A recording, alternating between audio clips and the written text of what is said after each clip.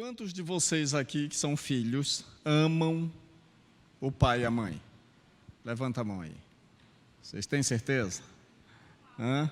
Nenhum de vocês nunca pensou assim em pegar o pai, dar umas boas burdoadas nele? Hã? Não? Sério? Você já pensou? Nem você? Você já, minha pregadora? Não? Mas ele te faz raiva, não faz? Hein? Deixa eu dar uma induzida aqui para ver se a gente chega lá. E aqui? Jame, você nunca pensou assim em pegar a irmã Esté e dar umas boas cipuadas nela? Nem? Uma surrinha de cipó de goiabeira? Não? Alguém que é pai aqui já levou assim no rosto um tapa do filho? Alguém já levou? Não? Nunca levaram?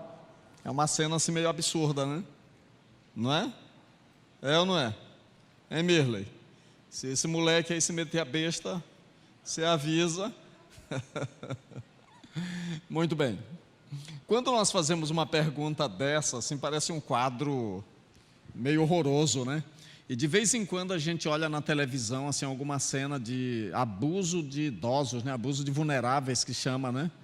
E aí é um negócio, assim, bem ofensivo, né? Eu já vi pela televisão uma vez uma mulher maltratando bastante uma idosa, e aquilo gerou, assim, conseguiu unanimidade na aversão a essa cena, porque é uma cena horrorosa de se ver. O que é o pecado? O pecado é muito amplo, como nós já falamos aqui algumas vezes, não é? É bem amplo. Mas tem uma coisa que o pecado fez, que eu quero mostrar para vocês, através de uma ilustração muito prática. Abra sua Bíblia aí no livro de Lucas, no capítulo 15. Você já conhece bem a história, nós vamos só relembrar, ok? Vamos relembrar rapidamente. No livro de Lucas, nós temos a principal das parábolas, que é chamada de a parábola do filho pródigo. Mas no capítulo 15 de Lucas tem 3 parábolas. E nas 3 parábolas estamos tratando de coisas perdidas. Primeiro a se perder é a ovelha. E a ovelha é o símbolo daquele pecador que se perde, sabe que está perdido, mas não sabe voltar. A dracma perdida é aquele pecador que está perdido, mas não sabe que está perdido. Por quê? Porque moeda não tem sensibilidade, não é? Se perdeu, se perdeu. E o filho perdido? De vez em quando a gente se pergunta uma pergunta que é interessante. Vocês acham que o pai sabia ou não sabia onde estava aquele filho? Sabia ou não sabia? Mas o pai não vai buscá-lo. O pai fica onde? Em casa, no portão, provavelmente esperando, né? E o filho sabia o caminho para casa ou não sabia? Sabia. Por que ele não voltou antes de se dar mal? Porque esse pecador aí, ele é o pecador rebelde. Ele é o pecador rebelde. Ele sabe que está perdido, mas ele não quer admitir que está perdido. Por quê? Ele criou uma fissura no relacionamento com o pai. Como é que ele criou uma fissura com o pai? Eu vou ilustrar para depois a gente abrir a Bíblia. Primeiro, suponhamos que o senhor aqui, que já deve ter uns 115 anos, aí pelo tanto de cabelo branco é isso, né? Já tem idade para ser meu pai, né? Que já estou com 53. Mas se for pelo cabelo branco, aí Daniel tem idade para ser meu pai também, né? Hein? Daniel? Pronto. Não, Akisa, todo mundo já sabe que você pisou na lama do dilúvio, né? Desceu juntinho com Delman, da arca, né? Cadê Delman? Então, veja bem, quando o filho pródigo chega para o pai, que está escrito na Bíblia, ele chega e diz assim: pai, vamos supor que você é meu pai, ok? Você é meu pai, dá-me parte dos meus bens. dá-me parte dos meus bens. E o que o pai fez? Deu para o filho mais novo e para o filho mais velho. Ok? Nas entrelinhas, o que foi que o filho desejou para o pai?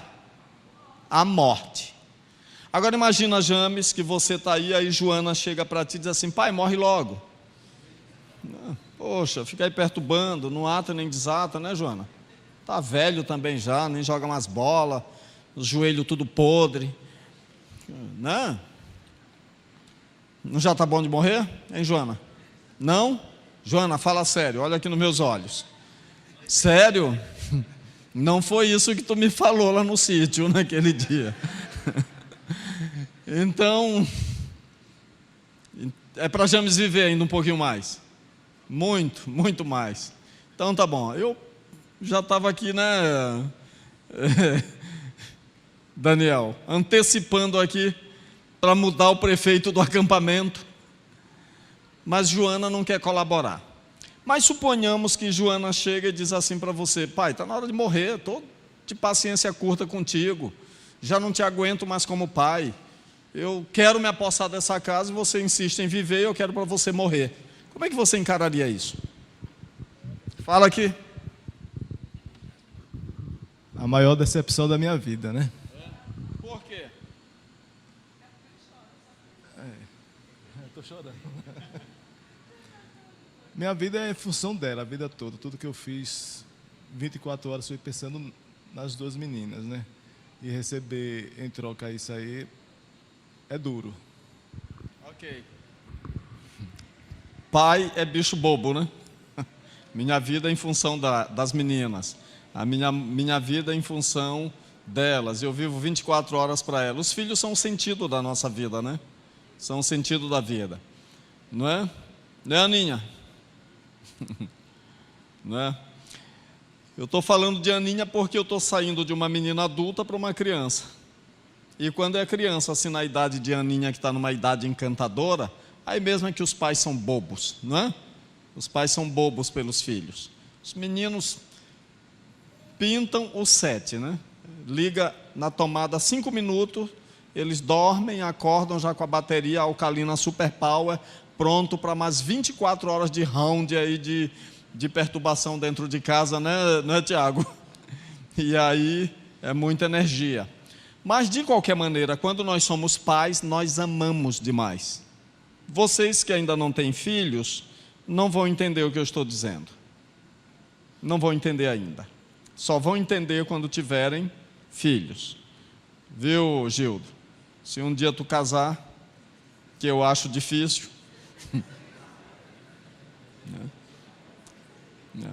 Eu acho difícil porque eu estou assim, fazendo oração de descarrego por vários aqui na igreja, viu, Axa? Mas eu acho que eu tenho que orar mais. Então, vamos voltar aqui à história dos filhos. Então, quando nós somos pais, nós amamos de uma forma absurda, é ou não é? Amamos de uma forma imensa. Aí o filho acha que nós somos careta, que quando a gente quer dar um abraço no filho, está pagando mico, a gente deixa os filhos constrangidos, e etc. e tal. Agora, aqui na Bíblia, o que o filho pródigo fez, viu, James? Foi exatamente isso que eu sugeri que Joana fizesse contigo. O filho pródigo chega para o pai e diz assim: eu quero que você morra, eu quero a minha herança, tua vida não me interessa, eu estou virando as costas para você. Imagina, Matias, se você chega em casa, aí o Yuri te recebe assim, te dá uns 2 socos na tua cara, aí você chega aqui na igreja amanhã com o nariz quebrado, o olho roxo, e a gente pergunta e diz assim: o que foi isso? Não foi o Yuri. Não seria um negócio horripilante para a gente? Seria horrível. Agora, o que o pecado fez? Esse filho pródigo, ele é uma representação dos judeus. E o filho mais velho, na verdade, o mais novo, ele é uma representação dos gentios. E o filho mais velho são os judeus, que está dentro de casa. Mas sabe o que aconteceu? Tanto um quanto o outro queriam a morte do pai. Os dois. O que Lucas está ilustrando? Que toda a humanidade representada por esses 2 meninos, eles se tornaram inimigos do pai. Inimigos do pai. Isso é um quadro estranho, não é? Um quadro muito estranho. Então, quando se fala de pai e filho, nós estamos falando de uma ruptura, Como essa ruptura se estabeleceu? Eu vou voltar na história da entrada do pecado. Todo dia, Deus vinha para conversar e se encontrar com Adão e Eva. Mas um dia, Adão e Eva queriam o lugar de Deus. Por quê? Porque Satanás disse para eles que eles seriam como Deus. Aí eles cobiçaram o fruto, comeram, se alimentaram daquele fruto, perderam a inocência. Aí quando Deus apareceu e perguntou assim: Adão, onde tu estás? Aí houve a primeira ruptura, que a gente chama de alienação também, né? A alienação entre o homem e Deus. Senhor, eu me escondi de ti. Por que, Adão? Você se escondeu? Porque eu estava nu. Quem te fez saber que estavas nu?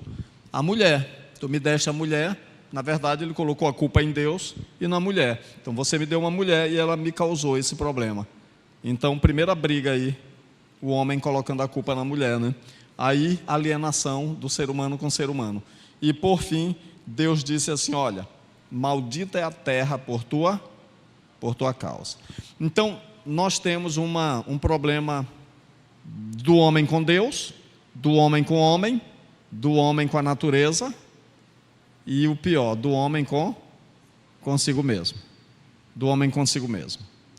Quando nós pensamos na alienação com Deus, eu vou fazer uma pergunta aqui para vocês. Gente, o que é natural para nós? Fazer o bem ou fazer o mal?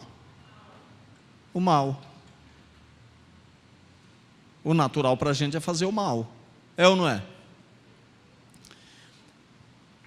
Fazer o bem é um esforço. É um esforço sobrenatural, é um esforço sobre-humano. Deus colocou no homem o Espírito Santo para não abandonar, para a gente não ficar completamente entregues ao diabo. Senão, todos nós seríamos pequenos demônios nessa terra. Entendeu? A coisa ia ficar muito feia. Deus, então, a Bíblia diz que nós viramos inimigos. Inimigos, beleza?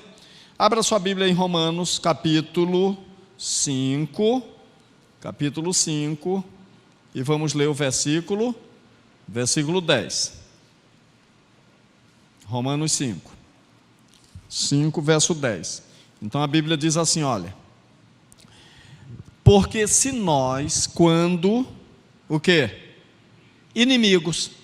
Então vamos parar aí na palavra inimigos. O que é um inimigo? Inimigo é exatamente o oposto inverso de amigo. Amigo é alguém em quem confiamos. Amigo é alguém para quem nós abrimos a nossa casa. Amigo é alguém que nós oferecemos o ombro e precisamos do ombro. Amigo é basicamente alguém em quem temos confiança. A aliança. O inimigo é alguém em quem você não confia. O inimigo é alguém com quem você não quer aproximação, está correto? Inimigo é aquela pessoa que você não quer no banco do carona do seu carro e pior ainda no banco de trás.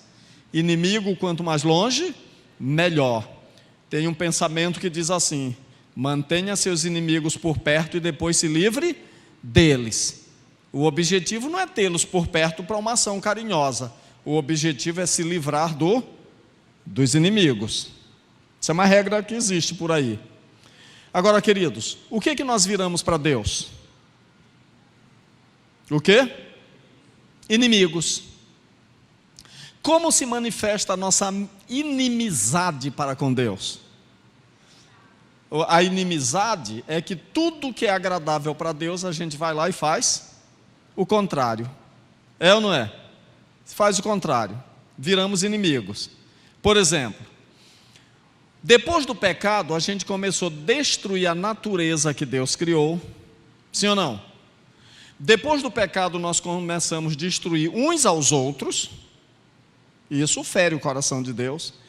Depois do pecado, nós começamos a destruir o nosso próprio corpo. E depois do pecado, nós ficamos alienados de Deus, completamente distantes. Impossível, depois do pecado, uma relação de aproximação com Deus. Impossível. Não é verdade? No santuário, nós temos a ilustração dessa distância, dessa inimizade. Como? O pecador no pátio e Deus lá no Santíssimo. Se o homem ousasse entrar, qual é a consequência? Morte. Consequência é morte. Impossível a religação. E agora? E agora, queridos? Inimigos. Inimizade causada pelo pecado. O pecado causa inimizade entre Deus e o homem. Agora, vamos prosseguir lendo o capítulo 5, verso 10 de Romanos. Porque se nós, quando inimigos, fomos o que, gente? Reconciliados com Deus, mediante o que? A morte do seu Filho, muito mais estando já reconciliados, seremos salvos pela sua vida. Um dos problemas do pecado, inimizade. Solução divina? Qual é a solução divina? Reconciliação. Reconciliação.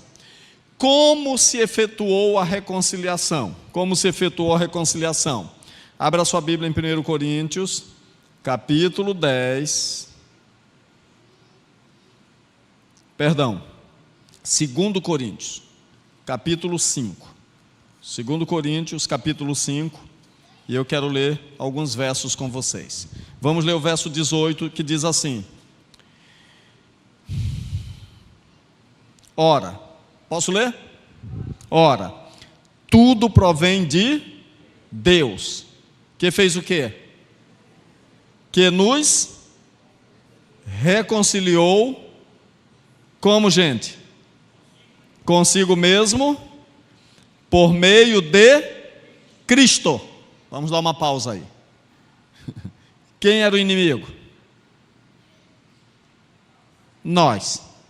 O inimigo é nós. Bom, se eu sou teu inimigo, a reconciliação tem que ser da minha parte ou da tua? Eu sou o inimigo. A reconciliação tem que ser da minha parte ou da tua? Da minha. Por quê? Porque eu causei a ruptura. Quem causou a ruptura entre o homem e Deus? O homem que pecou. O homem que pecou, o homem que transgrediu a lei, o homem que destrói a natureza, o homem que destrói outro ser humano. O homem que vive na contramão de Deus, que transgride a lei de Deus, que peca contra Deus, que infringe as leis de Deus. Agora perceba o interessante da reconciliação. A gente vai para um ambiente de uma casa. Aí o homem, pai, ofendido, magoado, ferido, que o filho desejou a morte, o filho que soqueou a cara do pai, o filho que cuspiu na cara do pai, o filho que bateu na cara do pai, que deu tapas na cara do pai. Agora esse pai chega e diz para ele assim: eu estou aqui para me reconciliar contigo. Como é que ele faz isso? O pai é fogo devorador. Chegar perto do homem é destruição na hora. Entendeu? Destruição. Aí o que ele faz? Ele cria uma ponte. Por isso, a palavra pontífice ou pontifex significa construtor de ponte. Aqui está o altar e lá está a glória de Deus na Shekinah, na arca do concerto, trono de Deus. Deus faz o quê? Cria um homem, que é Deus, Jesus Cristo. Jesus Cristo. Agora, presta atenção numa coisa interessante sobre o santuário. James, vem cá você. Vamos fazer a ilustração para ficar mais fácil, né? James, vem aqui.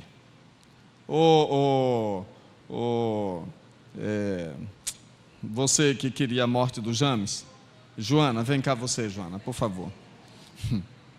Vem. Tá. Então aqui está o pai ofendido, magoado, ferido. Ok? Ferido. Aqui está o pecador, representado por Joana, filha nó cego, né? Baderneira, faz tudo errado. Eu vou citar alguns pecados que a gente pode falar. Essa filha faz tudo o que pode ofender o pai, né? Só que na condição de pecadora, e como todos nós somos pecadores, pecador é viver independente de Deus. Então ela transgride a lei, ela mata, ela rouba, ela fuma, ela se mata pelos vícios, talvez por uma vida sexual louca, ela vai numa outra direção, ela faz tudo que não presta, tudo que é transgressão da lei de Deus. Aqui tem um Deus que ama essa filha, ama absurdamente. Só que ele é um fogo devorador. Ele é santo. Se ele chega perto, ele fulmina, acaba com tudo, destrói. Esse Deus, então, cria uma solução. Qual é a solução? O intermediário. O intermediário. Ok? Então, ele faz uma intermediação. Aí ele faz o quê? Vem à terra. Jorge, vem aqui por gentileza. Você evoluiu muito, viu, Jorge? De manhã tu nem ia para o céu. E agora à tarde você é Jesus. Ok? Então, vejam bem. Jesus está aqui, no mesmo nível do Pai. É a mesma divindade, igualdade, na essência, no poder, nos atributos e tudo. O Espírito Santo também. Só que há um detalhe agora. Deus se faz carne, se faz homem. Deixa eu ilustrar isso aqui de uma forma prática, dentro da teologia do santuário. Do que era feita a roupa do sacerdote? Do mesmo material do santuário. Roupa branca, túnica azul, peitoral do juízo, com todas as pedras preciosas que tinha no santuário. Todo o tecido da roupa do sumo sacerdote, ela é uma extensão do santuário. Agora pensa bem, se o santuário é o lugar da habitação de Deus, este indivíduo, ele tem na roupa uma representação do divino, mas ele é carne. Eu me refiro ao sacerdote da terra, ele é carne. Então nós temos no sumo sacerdote de Israel uma prefiguração antecipada da encarnação de um ser que poderia vir na presença de Deus na arca do concerto, mas que sairia diante do pátio para se encontrar com quem? Com um pecador falido. O pecador sozinho não pode ir, tudo que ele sabe é pecar, é transgredir a lei, e ele merece a morte. Agora, o pontífice, ou o sumo sacerdote, vem cá, ele vem aqui fora, ele é a ponte, ao mesmo tempo que ele é o cordeiro. Ela mata o cordeiro, porque os pecados do pecador matam o Filho de Deus. O Filho de Deus é homem, mas ele também é Deus. Ele veio feito carne. Como carne, ele se identifica com esta carne, com o ser humano, mas ele é Deus. E ele morre. Quando ele morre de braços abertos e pendurado na cruz, ele está entre a humanidade e Deus. Ok? Ele é o intermediário. Então, quando eu aceito a Jesus, eu estou aceitando a reconciliação provida por quem? Pelo Pai. Então, o que nós temos aqui? Joana pode ficar aqui pertinho de George, pode até ficar de braço grudado aí, e você vem aqui agora, porque em Cristo, carne de homem e essência divina, Pode ficar perto dele aí. O que nós temos? A filha rebelde reconciliada com o seu pai. Agora, fica aí um pouquinho. Presta atenção aqui no verso. Olha o que diz a Bíblia. 5:18. Ora, tudo provém de Deus, que nos reconciliou consigo mesmo por meio do seu Filho, por meio de Cristo, e nos deu o ministério da reconciliação. A saber, Deus estava em Cristo reconciliando consigo o mundo, não imputando aos homens as suas transgressões, e nos confiou a palavra da reconciliação. O que significa Deus estava em Cristo reconciliando consigo o mundo? Abre os braços aí, como Jesus Cristo.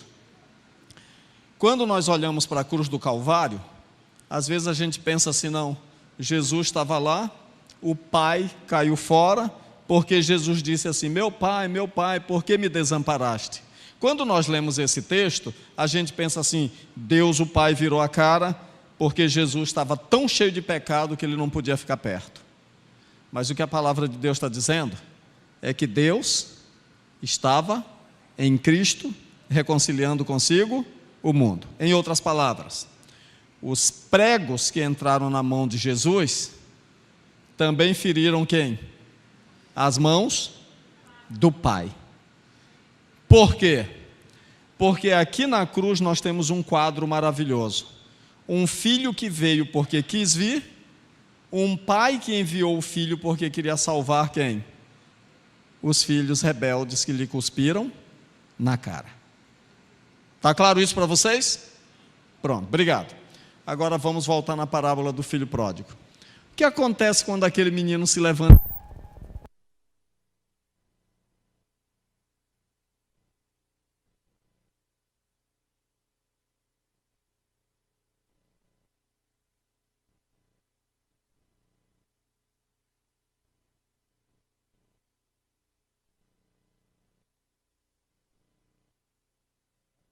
O que acontece com aquele rapaz quando ele se levanta e vai para o pai?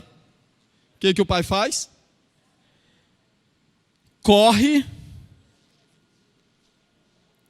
não é? Compadecido, e o abraça. Vocês já pararam para pensar por que a Bíblia diz assim, e o pai, compadecido, correu e o abraçou? Vamos ilustrar. O filho que desejou a morte do pai, vamos supor Yuri, ele deveria ser apedrejado pela comunidade. Deveria ser apedrejado. Sabe por quê? Porque lá no Oriente Médio, o pai se respeita. Desejar a herança é desejar a morte do pai. Desejar a morte do pai é um crime. Então a comunidade toda, sabendo que Matias é um homem próspero, rico, respeitado, um líder, agora esse menino velho vai, desacata o pai, pega todo o dinheiro e vai embora. Aí um dia ele resolve voltar. Quando a comunidade vê Yuri vindo lá longe, o que vocês acham que iam fazer com ele? Iam acabar com a vida dele. Aí sabe o que acontece? O pai, compadecido, faz o quê? Abraça o filho. Abraça. O que isso significa? Ninguém toca nele. Perdão. Proteção. O pai está dizendo, ele é meu filho. Aí o pai pega a sua capa, coloca sobre ele. Símbolo do quê? Da sua justiça. O pai tira o sapato e dá para o filho. Símbolo de quê? Liberdade. Filho tem liberdade em casa. O pai tira o anel do seu dedo, o sinete, e dá para o filho. Símbolo do quê? Autoridade. O filho é um príncipe, tem autoridade dentro de casa. A pergunta que eu faço é, poderia haver um pai melhor do que esse? Sim ou não? Poderia haver? Não. Cada vez que nós pecamos, nós estamos cuspindo na cara de Deus, nós estamos esbofeteando a cara de Deus. Tem uma ilustração no livro A Cruz de Cristo, de John Stott, que o indivíduo sonha que Jesus Cristo está sendo chicoteado, e o carrasco está batendo muito, está maltratando muito, e ele tem um capu sobre a sua cabeça. Aí o indivíduo no sonho, aquele cristão, vai lá, ele está incomodado de ver tanto sofrimento em Jesus, e ele começa a lutar com o carrasco. Ele quer tomar o chicote da sua mão. E eles começam uma briga corporal, uma luta corporal. E durante aquela luta, quando o cristão consegue dominar o carrasco, fica frente a frente com ele e tira o seu capuz, ele fica paralisado. Porque o carrasco é ele mesmo. É ele mesmo. Deus estava em Cristo reconciliando consigo o mundo. Esse é o gracioso amor de Jesus. Então, hoje, como filhos reconciliados, nós não somos mais inimigos. Não somos inimigos. Como é que Jesus, como é que o Pai olha para cada um de nós? Com amor. Um amor tão grande que ele disse assim, olha, se vocês pedirem alguma coisa em meu nome, Jesus disse, o Pai vai atender. E lá na frente ele diz assim, vocês nem precisam pedir em meu nome, porque o Pai mesmo, ele quer dar para vocês o melhor. Amém? De inimigos para filhos. De inimigos para filhos. Agora, querido, se você é filho, obedeça ao Pai, porque quando nós obedecemos ao Pai, a gente sempre se dá bem. Quantos de vocês querem renovar o seu amor pelo Pai nessa noite? Fique em pé onde você está e vamos fazer uma oração.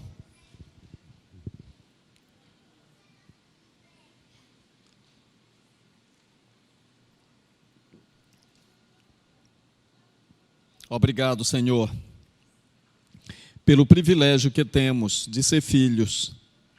O Senhor maravilhoso e gracioso ignorou todas as nossas faltas, ignorou no sentido de não ter jogado a punição e a consequência sobre nós, mas no Senhor Jesus Cristo, nossos erros foram punidos e através de Cristo nós fomos reconciliados com o céu. Obrigado, Senhor, porque quando nós oramos, os teus anjos vêm aqui na terra, e da terra eles vão à tua presença. Existe uma conexão estreita hoje entre céu e terra, na pessoa de Cristo. E obrigado porque o Senhor nos ama tanto, a ponto de o céu se movimentar direto em direção a esta terra, para nos ouvir e para levar diante de ti aquilo que nós falamos e aquilo que nós pedimos. Obrigado, Senhor, porque tu nos amas, mais do que nós imaginamos, mais do que nós podemos entender. Ajuda-nos a te amar e, por amor, ajuda-nos a ser obedientes. Nós te agradecemos por essas dádivas e o agradecemos em nome de Jesus. Amém e amém.